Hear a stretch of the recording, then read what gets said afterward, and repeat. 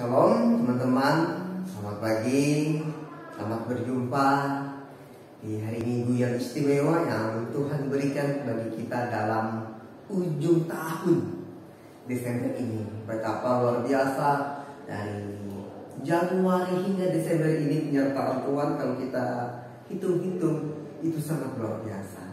Nah, saatnya saya mengundang teman-teman yang ada di rumah, kita bangkit berdiri. Kita akan menyanyikan satu pujian, dalam Yesus kita bersaudara. Kita nyanyikan dalam Yesus kita bersaudara.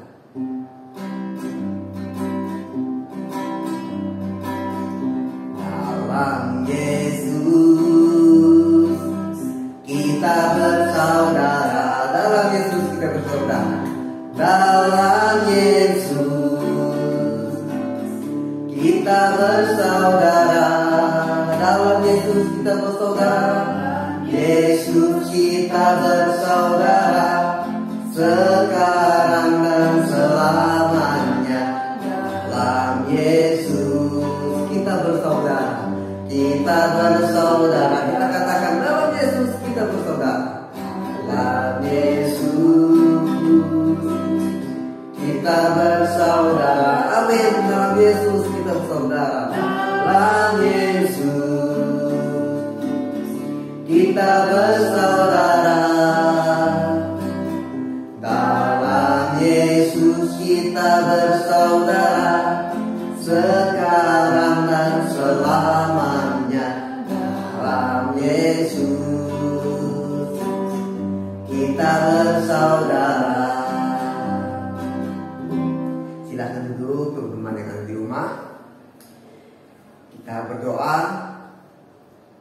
Tuhan Yesus, Allah yang luar biasa, yang selalu senantiasa setia untuk menyertai kami, menyatakan kasih-Nya dalam keluarga kami, hingga kami tunas dan remaja dapat bersama-sama memuliakan Tuhan pada saat ini. Tuhan, terima kasih atas kasih-Mu, bahkan juga Natal yang telah kami lakukan sangat luar biasa memberkati kami. Dan kami saat ini Tuhan akan melanjutkan persekutuan ibadah kami, sekolah minggu kami Tuhan. Biarlah kiranya Roh Kudus-Mu Tuhan menuntun kami agar kami dapat fokus untuk mendengarkan firman Tuhan yang akan kami dengarkan secara khusus pada saat ini Bapa. Namun sebelumnya kami akan menaikkan pujian penyembahan kami ke dalam tangan-Mu. Terima kasih Yesus, berkatilah biar dari awal hingga akhir dalam persekutuan kami memuliakan Tuhan dan menyenangkan hati Tuhan. Di dalam nama Tuhan Yesus kami sudah berdoa. Amin. Adik-adik, ku kasih dikau dengan kasih Tuhan itu menyatakan kasih Allah dalam kehidupan kita. Nah, dari saat itu bahwa Allah menyatakan kasih-Nya, buktinya apa? Natal pada tahun ini, pada Desember ini, Natal yang luar biasa. Nah, ku kasih dikau dengan kasih Yesus, maka dari itu kita nyanyikan pujian ini, ku kasih dikau dengan kasih Tuhan.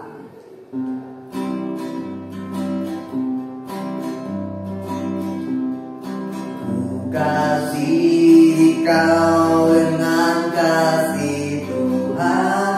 Ku kasih dikau dengan kasih Tuhan. Ku kasih dikau dengan kasih Tuhan. Ku lihat di wajah-Mu kemuliaan Raja. Ku kasih dikau dengan kasih Tuhan. Bagaimana aku harus mengatakannya? Bagaimana aku harus mengatakannya? Amin. Perasaan yang ada di hatiku, oh Tuhanku, oh Tuhanku, aku harus menyatakannya. Ku kasih dikau dengan kasih Tuhan. Ku kasih dikau dengan kasih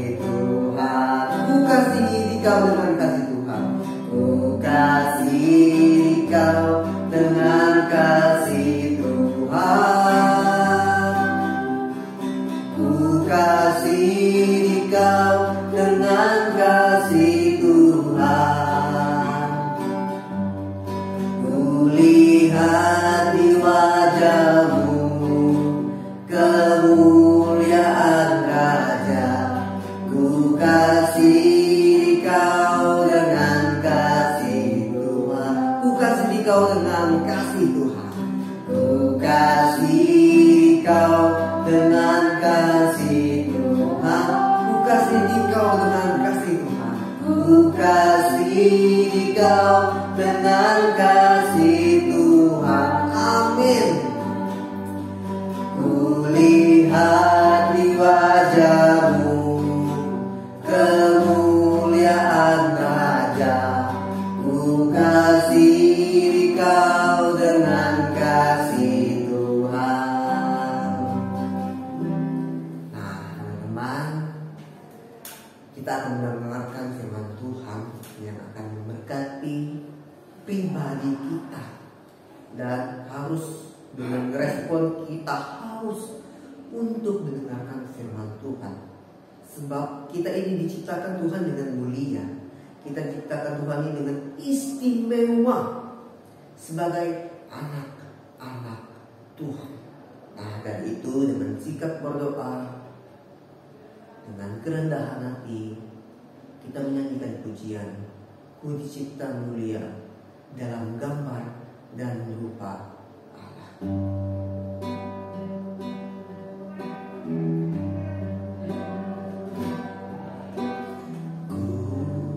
Dicipta mulia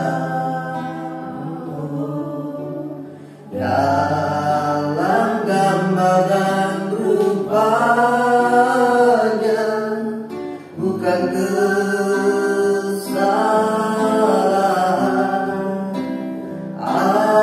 ataupun kebetulan.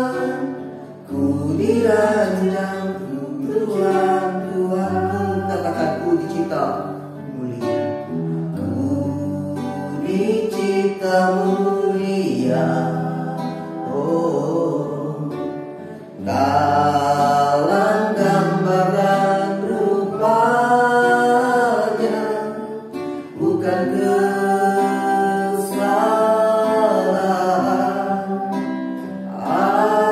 ataupun kebetulan. Ku dirancang Tuhan, Tuhan. Ku berharga, ku istimewa. Ku berharga, ku istimewa. Syukur padamu Yesus.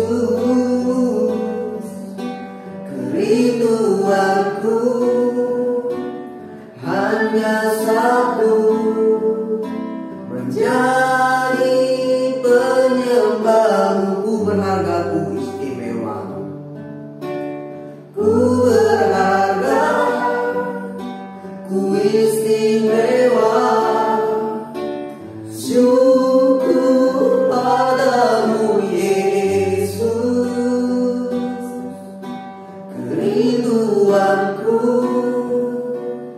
hanya satu, menjadi penyembah-Mu, menjadi penyembah-Mu, menjadi penyembah-Mu, menjadi penyembah-Mu, menjadi penyembah-Mu.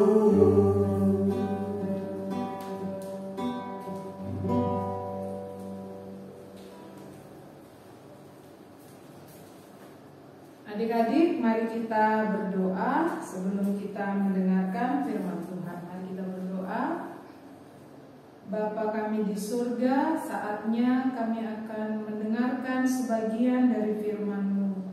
Tuhan, biarlah firman-Mu ini berbicara ke dalam hati kami, mengubah hidup kami, mengubah pandangan kami, sehingga kami semakin hari semakin layak di hadapan Tuhan, memuliakan nama Tuhan melalui kehidupan kami sebagai anak-anak terang. Terpujilah Engkau Bapa, berbicaralah kepada hamba-Mu, karena kami siap untuk mendengarnya. Di dalam nama Tuhan Yesus kami berdoa. Amin.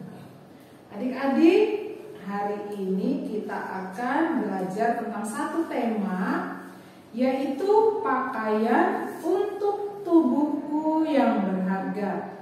Nah, teks firman Tuhan memang banyak ya adik-adik, karena ini tematik. Jadi adik-adik bisa membaca nanti bagian-bagian Alkitab yang akan kita sebutkan pada pagi hari ini. yaitu dari Kejadian 37 sampai 39 dan Kejadian 41. Nah, adik-adik, apa saja yang diceritakan di dalam Alkitab tadi dari Kejadian 37 dan 41 ya, sepanjang beberapa perikop ini kita akan melihat tentang pakaian untuk tubuhku yang berharga. Nah, adik-adik tahu ya bahwa pakaian itu kita pakai sehari-hari untuk menutupi tubuh kita. Nah, kalau kita lihat sejarah pakaian di dalam Alkitab, kita bisa melihat di Kejadian pasal 3. Adik-adik tahu ada peristiwa apa di pasal 3, Kejadian pasal 3? Yaitu ketika Adam dan Hawa ketahuan bahwa mereka telanjang karena mereka telah berbuat dosa, memakan buah terlarang. Mereka menyadari bahwa diri mereka telanjang dan mereka merasa malu. Sejak itulah Tuhan memberikan pakaian untuk mereka, yaitu dari kulit binatang. Nah, adik-adik, sejalan dengan berkembangnya zaman, berkembangnya waktu, maka pakaian ini bukan hanya sekedar untuk menutupi tubuh kita, tapi pakaian ini juga berbicara masalah fashion ya, kalau istilah yang lebih kena untuk sekarang ini. Apa itu fashion? Karena ternyata dari pakaian yang kita pakai itu menunjukkan identitas diri kita. Atau bagi sebagian orang dari cara berpakaian kita itu menunjukkan status kita, selera kita ini bagaimana, atau siapakah diri kita.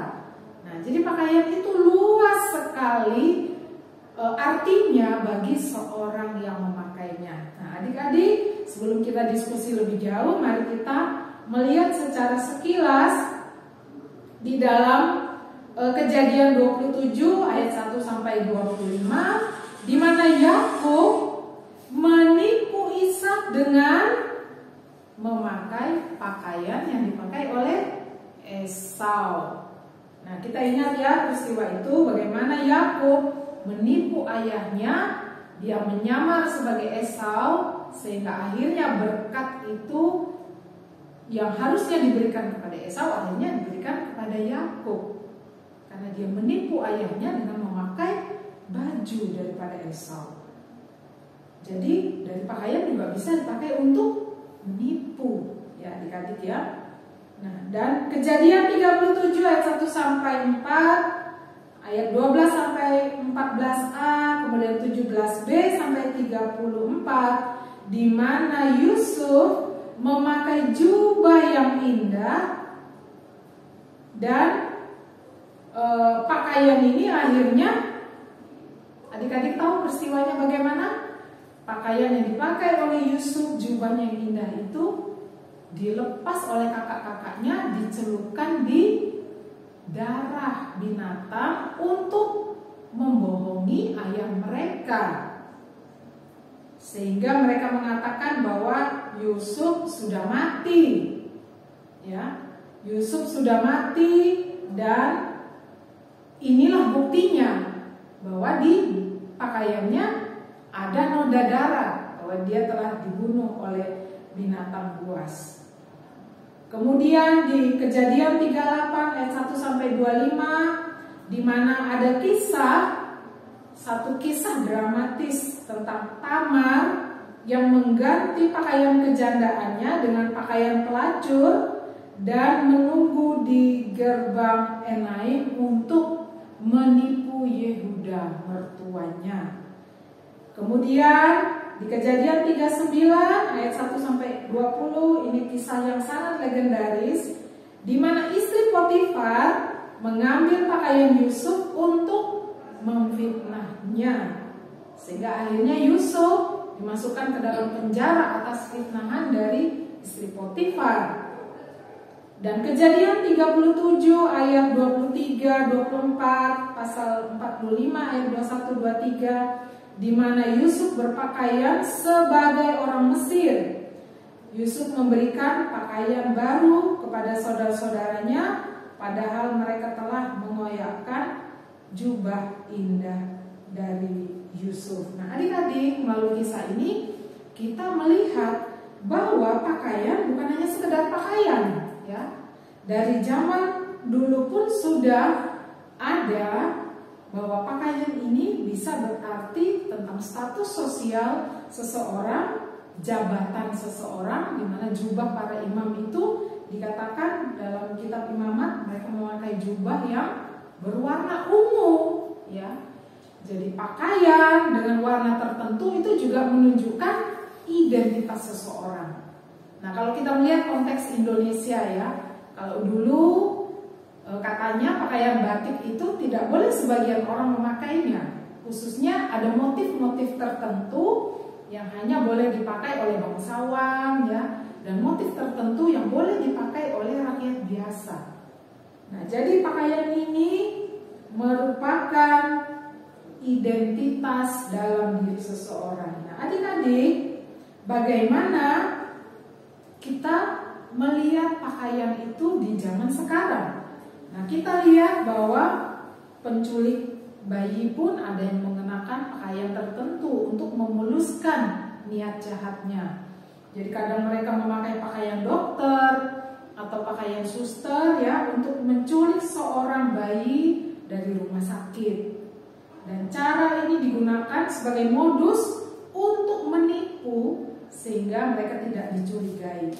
Kemudian orang tua kita pun memberikan pakaian sebagai hadiah yang berharga. Nah, mungkin adik-adik pernah, ya, mendapat hadiah ulang tahun dan dibelikan pakaian yang indah oleh orang tua kita atau oleh teman kita atau oleh siapapun. Jadi pakaian ini berbicara banyak kepada kita. Nah, kemudian ada satu lagi, bahwa noda darah dalam pakaian, khususnya dalam kasus pembunuhan, dapat digunakan sebagai barang bukti untuk penyelidikan kasus-kasus yang rumit. Nah, kemudian adik-adik, untuk keluarga yang berkabung, biasanya mereka mengenakan pakaian hitam atau pakaian putih saat pemakamannya. Ini juga pakaian menunjukkan suasana hati. Nah, adik-adik yang dikasih dalam Tuhan, tentunya kita hari ini tidak membahas tentang fashion, ya adik-adik. Nah, coba sekarang saya mau melihat kepada kita semua tanpa kecuali, bagaimana cara berpakaian kita sebagai anak Tuhan, ya. Khususnya bagaimana kita sebagai anak-anak Tuhan mencerminkan identitas diri kita. Nah, khususnya untuk anak-anak, ya, yang perempuan, apakah kita sudah memakai pakaian yang sopan, ya, ketika kita beribadah di rumah, ya, sekarang ibadah online, walaupun kita beribadah di rumah, kita juga harus menggunakan pakaian yang sopan, karena kita menghadap Tuhan. Nah, dan juga bagaimana kita memperlakukan bagian-bagian tubuh kita, memakai perhiasan, memakai make up juga dengan sewajarnya. Nah, jadi biasanya pakaian itu dipakai satu paket, ya, mungkin, ya, dengan dengan make up atau perlengkapan untuk merias diri, tapi tidak berlebihan. Nah, seperti yang disampaikan di sini bahwa ketika Tamar, ketika ingin menipu Yehuda, dia menggunakan pakaian perempuan yang tidak pantas di pintu gerbang, atau disebutkan mengenakan pakaian yang biasanya digunakan oleh seorang pelacur. Nah, adik-adik yang dikasih dalam Tuhan, mungkin kata-kata ini kurang enak kita dengar. Tapi bagaimana dengan cara berpakaian kita?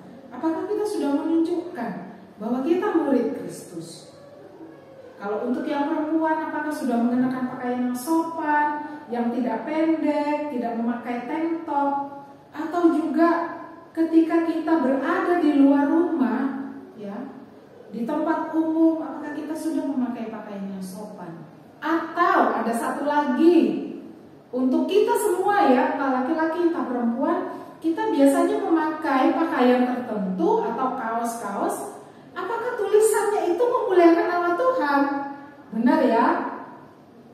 Jadi apakah kata-kata yang tertulis di pakaian kita, di kaos yang kita pakai, yang katanya kekinian itu, apakah sesuai dengan iman kita? Ataukah justru itu sebenarnya tidak disukai oleh Tuhan?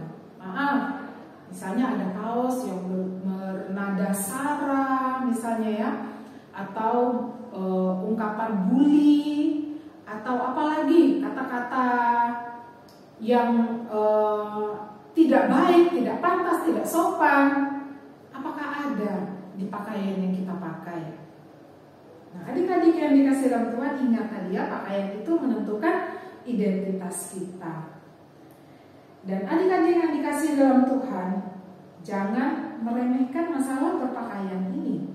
Ya, ada banyak kasus-kasus pelecehan seksual, kasus pemerkosaan, bully dan sebagainya, itu berawal dari cara kita menghargai diri kita. Kita mulai dari hal ini ya, cara berpakaian kita. Kalau kita memakai pakaian yang sopan, kita mengucapkan kata-kata yang sopan, kita menghargai diri kita sendiri, dan itu adalah bukti bahwa kita menghargai diri kita yang sangat berharga ini. Orang lain pun akan segan dengan kita. Tapi kalau kita tidak menghargai tubuh kita sendiri, kita seperti membiarkan tubuh kita dilihat oleh banyak orang. Adik-adik yang dikasihi Tuhan, nah ini kita memberi celah kepada orang lain, ya, memberi celah kepada dosa, memberi celah kepada pikiran yang tidak menentu. Nah, adik-adik yang dikasihi dalam Tuhan, mari kita belajar mulai dari hal yang kecil, dari cara berpakaian kita. Adik-adik ingat satu peristiwa ketika Salomo, ya, ketika Salomo mengundang banyak koleganya untuk melihat bait Allah itu. Ingat bagaimana ratu negeri Seba sangat terkesan sekali dengan hal-hal yang sangat kecil. Cara duduk pelayannya, cara berpakaian pelayannya, caranya mereka berbicara mungkin ya. Jadi kita menjadi saksi Kristus tidak harus kita menjadi seorang pembicara yang besar. Ketika kita menyampaikan diri kita lewat cara kita berbicara, berpakaian, bertingkah laku, mengemukakan pendapat, berteman, bergurau, adik-adik di situ Kristus diberitakan. Nah, adik-adik yang dikasih dalam Tuhan, bagian berikutnya, apa yang bisa kita buat dengan pakaian? Mungkin ini hal kecil adik-adik ya, tetapi ini satu hal yang sangat penting juga untuk kita. Seringkali kita meremehkan pakaian ya. Artinya begini, ketika kita punya pakaian, kita tidak memperlakukannya dengan baik.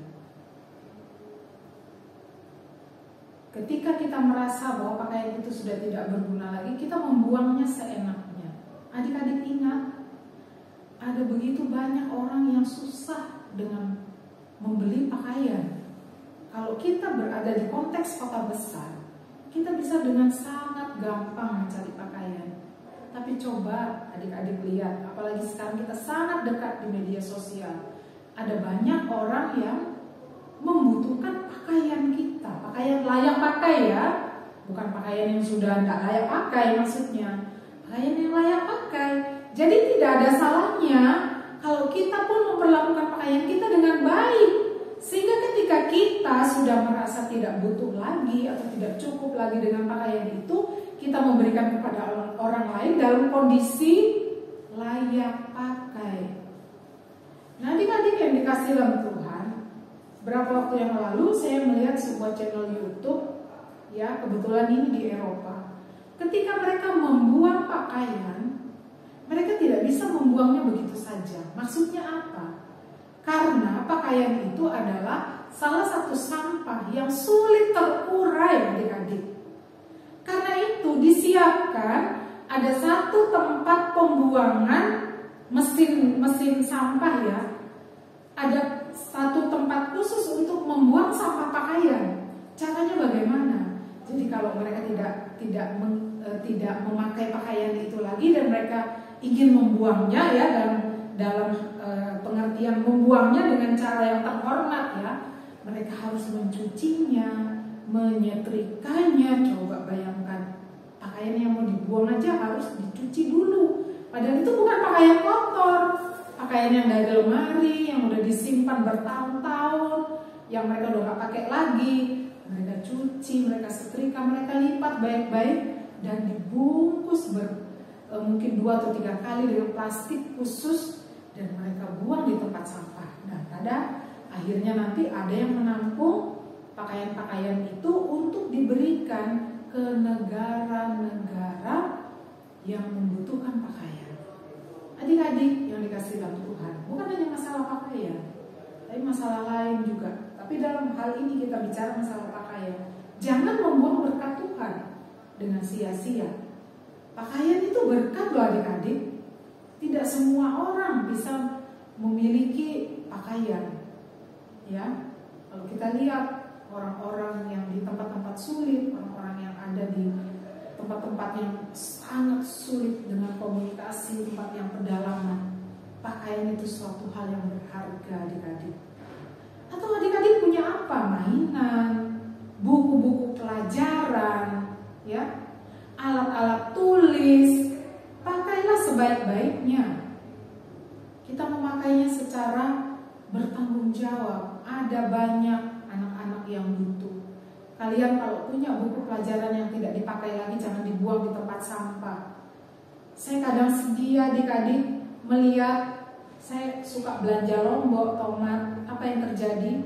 Saya melihat di situ robekan buku pelajaran dijadikan bungkus lombok, bungkus tomat, bungkus sayur. Adik-adik, mari kita bertanggung jawab dengan semua kesempatan yang Tuhan berikan. Nah, pada hari ini kita belajar tentang pakaian untuk tubuhku yang berharga. Tubuh adik-adik, tubuh kita semua berharga di mata Tuhan. Karena itu kita bertanggung jawab, kita menghormatinya, kita merawatnya untuk kemuliaan nama Tuhan. Dan biarlah hari ini kita dapat pelajaran dari sini dan memuliakan nama Tuhan. Mari sekali lagi kita berdoa adik-adik.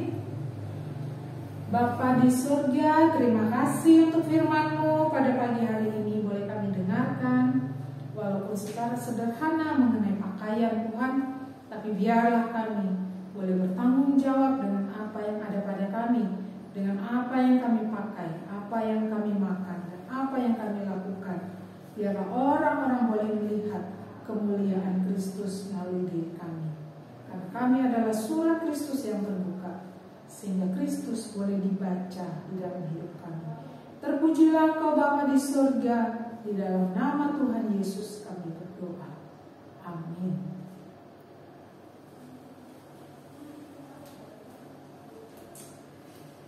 Nah, adik-adik, ini suatu gambaran bagaimana dalam pakaian juga kita dapat menghargai. Sedangkan pakaian aja untuk melindungi kita, untuk kita. Bagaimana kalau kita mengandalkan penyertaan Tuhan dalam kehidupan kita? Justru itu lebih menjaga kita dan memberkati dalam kehidupan kita. Asalkan yang kakak bilang tadi adalah mengandalkan penyertaan Tuhan. Nah, terima kasih atas firman Tuhan yang disampaikan oleh Ibu. Ini luar biasa memberkati kita. Teman-teman, persembahannya bisa teman-teman titipkan kepada orang tua. Dengan sukacita kita memberi dan kita belajar memberi. Dan kita akan mengakhiri persekutuan kita pada pagi hari ini. Kita ke satu pujian, Ku Cinta Keluarga Tuhan.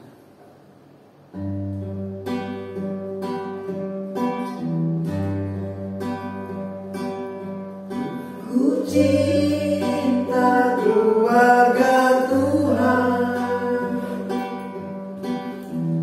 terjalin mesra sekali,